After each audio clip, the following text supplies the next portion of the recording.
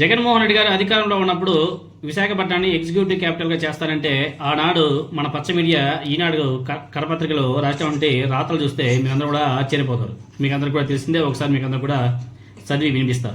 తీరంలో చీలిక పెద్ద శీర్షిక పెట్టి రాశాడు. బంగాళాఖాతంలో 300 కిలోమీటర్ల ఫాల్ట్ లైన్, తూర్పుగోదావరి శ్రీకాకుళం మధ్య గుర్తించిన శాస్త్రవేత్తలు. భవిష్యత్తులో భూకంపాలు సునామీలకు అవకాశం. ఇదే మన ఈనాడు రాసింది.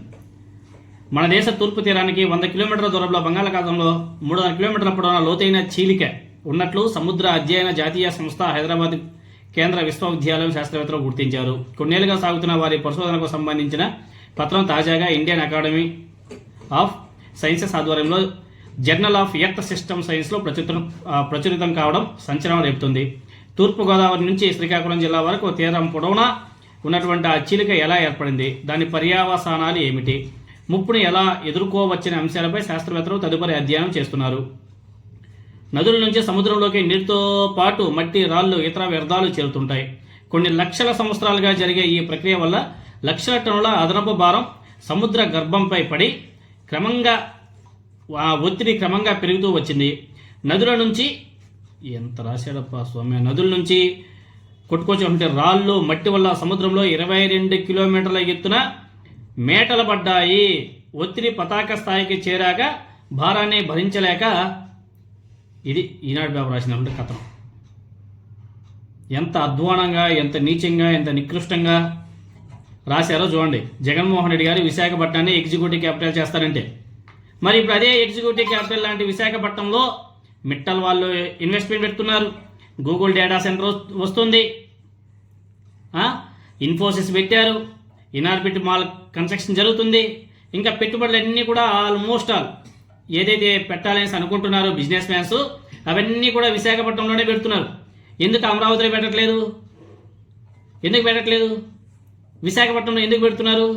మరి ఈనాడు వాళ్ళు ఎందుకు రాశారు ఇలాంటి కథనాలు? అంటే జగన్మోహన్ రెడ్డి గారి మీద అక్కస్. ఆయన ఏదైనా ఒక డెసిషన్ తీసుకుంటే దాని మీద ఏ విధంగా విష ప్రచారం చేస్తారనే దానికి నిదర్శనం. ఈరోజు జగన్మోహన్ రెడ్డి గారు విజయవాడ, మచిలీపట్నం, గుంటూరు ఈ 3 ప్రాంతాలను కలిపి ఒక క్యాపిటల్ సిటీగా డెవలప్ చేసుకుందాం అని చెప్పేసి కూటమి ప్రభుత్వానికి ఒక సలహా ఇస్తే దాని మీద కూడా ఈ కూటమి నాయకులు ట్రోల్ చేస్తున్నారు. మావిగన్ అని చెప్పేసి జగన్మోహన్ రెడ్డి గారు దాని నామకరణం కూడా చేశాడు. ఇప్పుడు మీకు ఆ మావిగన్ పేరు నచ్చకపోతే ఇంకో పేరు పెట్టుకోండి, ఈ 3 ప్రాంతాలను డెవలప్ చేసుకోండి, ఈజీగా అభివృద్ధి చెందిపోతుంది కదా అని చెప్పేసి జగన్మోహన్ రెడ్డి గారు ఒక సలహా ఇస్తే దాన్ని ఏ విధంగా ట్రోల్ చేస్తున్నారు? మామూలు ట్రోల్ కాదు. ఎలా ఉంటాయి తెలుసా వీళ్ళు ట్రోలింగ్స్? ఇది విశాఖపట్నం గురించి రాశారు కదా ఈనాడు పేపర్లో, దీనికన్నా ఇంకా అధ్వానంగా రాస్తారు కావాలంటే. ఇప్పుడు రాయొచ్చు కదా, జగన్మోహన్ రెడ్డి గారు మ్యావిగన్ అని చెప్పేసి చెప్పాడు కదా. ఇప్పుడు గుంటూరు, విజయవాడ, మచిలీపట్నం మీద ఇలాంటి వార్తలు రాస్తారా? రాసే దమ్ముందే? ఎందుకంటే జగన్మోహన్ రెడ్డి గారు చెప్పినట్టు గుంటూరు, మచిలీపట్నం, విజయవాడ ఏదైతే 3 ప్రాంతాలు ఉన్నాయో దాంట్లో ఈ మంగళగిరి అదేవిధంగా మిగతా ప్రాంతాలన్నీ కూడా కలిసి ఉంటాయి. ఇప్పుడు రాయరు.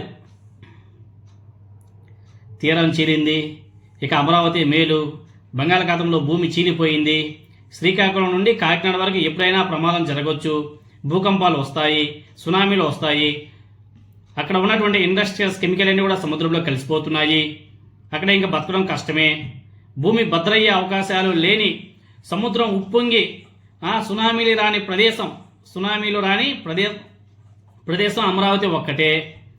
భూకంపం వస్తుందంటే భయపడరా మీరు? సునామీ వస్తుందంటే ఆందోళన కలగకుండా ఉంటుందా?